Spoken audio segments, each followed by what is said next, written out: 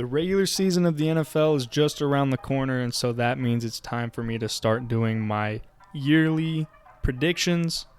So for this video, I'm going to start off by doing the NFL honors predictions, or the awards, whatever you want to call it. And obviously, I can't start with the best. I got to save the best for last. So everybody cares about MVP, and that's going last. So starting, I'm going to lead off with the Comeback Player of the Year award.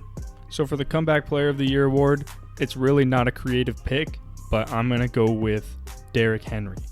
So he broke a bone in his foot last season, and he was out until the AFC divisional round, where he did come back, but he did not look like the Derrick Henry that we all know and love. But now he's back, he's fully healthy, he's ready to steamroll some more defenses, and I really can't think of anybody else that I would take over Derrick Henry for this award. For the runner-up, I'm going to go with Jameis Winston. That's a W. Jameis Winston, emphasis on the win, was having kind of like a career revival before he got hurt when public enemy number one in New Orleans, horse collar tackled him and he tore his ACL. But he's been in the lab doing his crazy-ass drills, and he's going to be on an offense that's a lot more improved, a lot more weapons at his disposal. Even though that Sean Payton is gone, I still think that he's in a great position to succeed. So if he stays healthy, he could have a chance at this award. And some other names to note: Mitch Trubisky. Trubisky suffered the fate of being a Bears quarterback. That's kind of harsh. A terrible offense. Their coach was awful. But he did go to Buffalo. He got to learn from Josh Allen a little bit. And so now he's fighting for a spot in Pittsburgh. Whether or not he wins the starting position is going to come down to the last week of practice and the last preseason game. But if he does win, he could be in for a little career revival as well. He's got some weapons in Pittsburgh. We're going to have to see if he starts. And for the second and the last sleeper, I'm going to go with Marcus Mariota. You serious? Speaking of career revivals, the second pick out of Oregon, Marcus Mariota, is starting for the Falcons this year. When he was the backup in Vegas, he was showing some flashes when they put him in on some gadget plays. And in this preseason, he has shown some promise, but he has to stay in the starting rotation. He has to pull away from Desmond Ridder for the whole season if he wants to take advantage of Drake London, of Kyle Pitts, of Cordero Patterson, to put him in a position to win this award. But I think he could very much do that. Now, moving on to Coach of the Year, my pick to win the award is Brandon Staley. Is anybody surprised about what just happened? From the teams or the coaches that I was picking in between, they all had previously made the playoffs last year, and so I think it only makes sense for Brandon Staley's Chargers are poised to be one of the better teams in the AFC, could win their division. They have a huge amount of hype around them this year. So if he could take a team that didn't make playoffs last year, partially his fault, but can't put it all on him. There's 17 games in a season. But they added some stars onto their team. They got Khalil Mack. They got J.C. Jackson. They are supposed to have a pretty good year, and I think they will. So I think that he has a really good shot of winning Coach of the Year. For the runner-up, I have Sean McDermott, the Bills coach. He's consistently one of the better coaches in the league, and he has a team that is the favorite to win the Super Bowl this year. But they were one of the top seeds in the AFC last year, and there's really not that much room for improvement because this is a regular season award. The only room for improvement that the Bills have is to win some playoff games or make it to the Super Bowl, make it to the AFC Championship. But this is a regular season award, so I don't think there's that much room to improve upon for Sean McDermott to win this award. And starting off the sleepers, I have Eagles coach Nick Sirianni. Okay, I am all bite, no bark, okay? In his first season as the head coach, he already took the Eagles to the playoffs, but I'm actually really high on the Eagles this year. I think that they're going to take another step forward.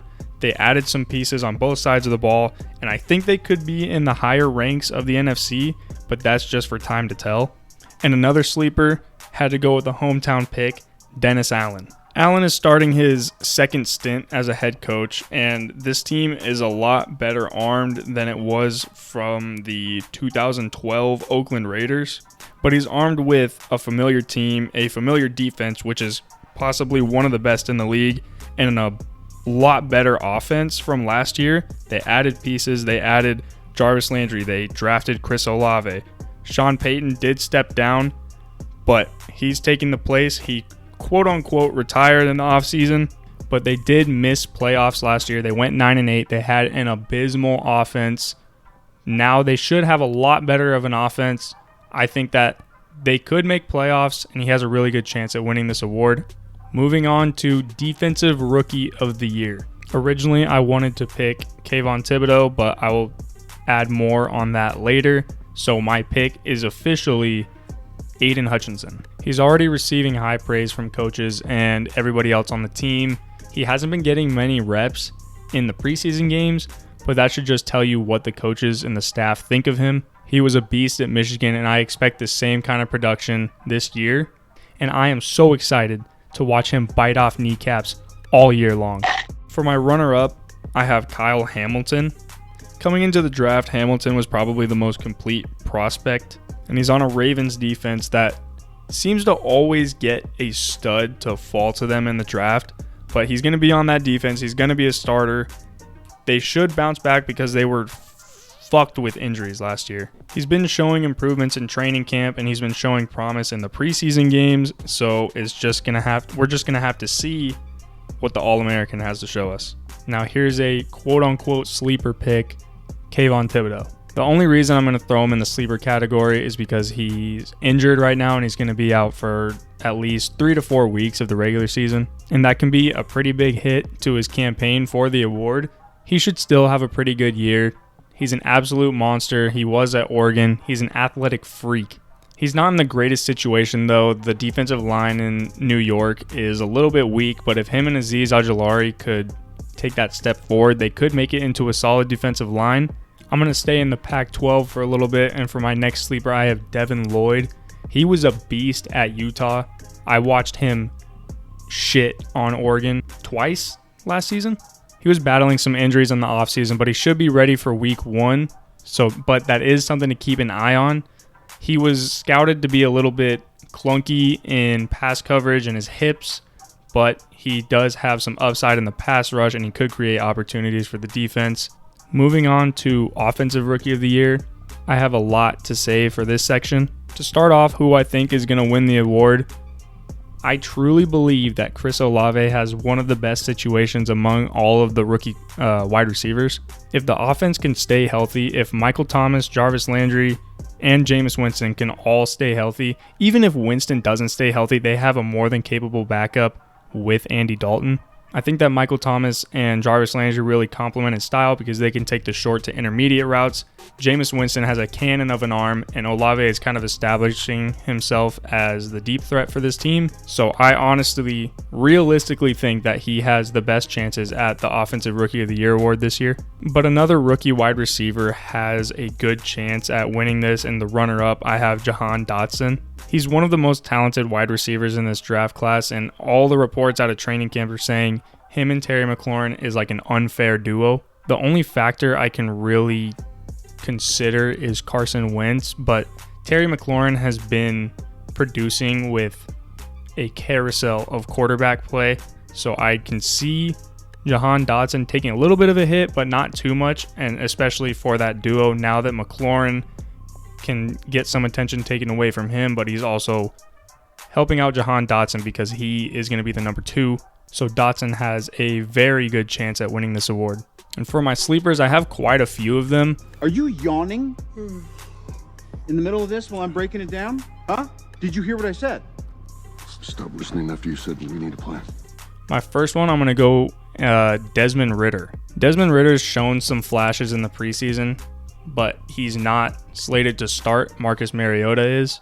It's Mariota's job to lose, though, and if given the opportunity, I think Ridder could possibly cement himself as the team's next franchise quarterback, and he could form a young up and coming trio with Drake London and Kyle Pitts. Eventually you could throw Calvin Ridley in there once he stops being a degenerate. My next sleeper is Kenny Pickett. Similar to Ritter, he has a chance to play this year. He is behind, not even behind, it's just undecided between him and Mitch Trubisky. But I do think that he has a chance to get in at some point this season, and he has a lot of tools around him to succeed, so he just needs to get in to have a chance.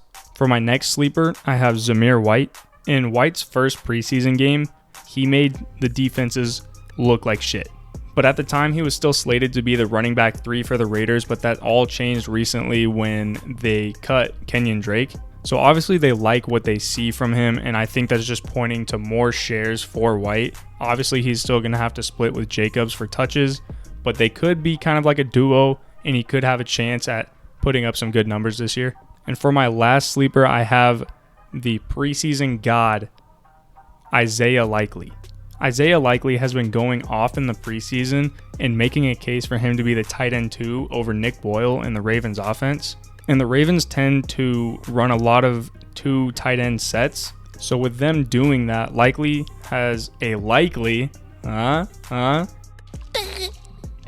brother, this guy stinks! a likely chance to actually get some targets and some playing time this year. He won't just be completely shut out of the offense just because they have Mark Andrews there. All right, we're on to the big 3 going into Defensive Player of the Year. My pick for Defensive Player of the Year actually got some picks last year. He probably shouldn't have, but not for the reason that you think. Micah Parsons.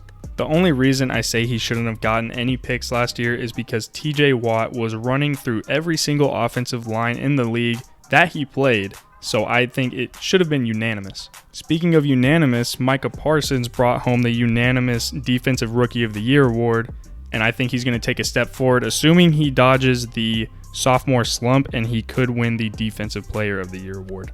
Runner-up, last year's Defensive Player of the Year, TJ Watt. I would not be surprised at all if TJ Watt were to repeat because he's a fucking unit. He tied Michael Strahan's sack record. That's actually insane. He's probably more motivated to break it this year, and he's confident going into this year. He's going to be a problem, obviously, so I would not be surprised at all. Sleeper, Aaron Donald. What? Okay, not at all a sleeper, but you can't talk about this award without mentioning one of the greatest defensive tackles we've ever seen and the freak of nature that is Aaron Donald. Right before I started recording this, I just saw a picture of him holding 2 Bengals players' helmets in practice. He was trying to rip heads off out there.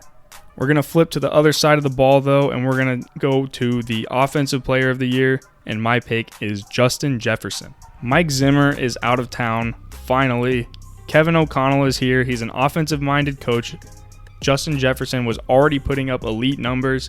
If they can just let the offense rip this year, he could put up some insane numbers, just like Cooper Kupp last year or Michael Thomas when he won it. I think it means only good things for them, and I am pretty confident that he could win this award.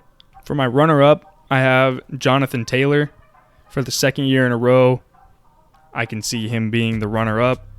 He went off last year. It's just unfortunate circumstances that people out of his position are just having historic seasons. I think the whole offense should be elevated, though, with the Matt Ryan trade. So there's no doubt that he's going to have another huge year. And for this one, I really don't have any sleepers. It's kind of hard for me to predict who can win this award because I find it kind of weird that the MVP is 99% of the time on offense but doesn't win the Offensive Player of the Year award. Really, I guess it comes down to wins, I guess. All right, we have the one that everybody has been waiting for, the MVP. And my pick for MVP, Justin Herbert. I went back and forth between him and the runner-up, but I just couldn't put the runner-up in there. I was just looking at their stats, looking at their teams, and I just couldn't put him at runner-up. A little bit of bias, but I had to put him as the MVP winner. He took a step forward in his second year and actually just went off. And if he's to take another step forward, I have no doubt in my mind that he can win MVP. And it wasn't even his fault that the team wasn't as successful as they should have been, like they didn't make playoffs. More of that was on the defense, which they addressed, and they got him more protection in the draft. I think he's set up for a really good year and a really good chance to win. And my runner-up was Josh Allen. I know he's going to be on a revenge tour after that terrible loss in overtime to the Chiefs. He really did everything he could in that game. So I guess defense was the problem, or it's just Patrick Mahomes is the problem. They addressed the defense, though. They got Von Miller, and they drafted Kyer Elam out of Florida. But to add to their committee backfield, they added James Cook from Georgia. He could be pretty productive. They're the favorite to win the Super Bowl. Allen's going to have another huge year, but I do think he's going to be the runner-up. Now, for my sleepers, first I'm going to start with Derek Carr. You're sticking with that motherfucker? Are you serious? Carr did have an MVP runner-up type of season in 2016, and then he broke his leg. But this could possibly be the best team that he's had in all of his career. He has probably the best wide receiver in the league. He already has proven chemistry with him. They played together at Fresno State. They're best friends. They're looking really dangerous on the offensive side of the ball. It opens things up for Darren Waller, opens things up for Hunter Renfrow, opens things up for the backfield.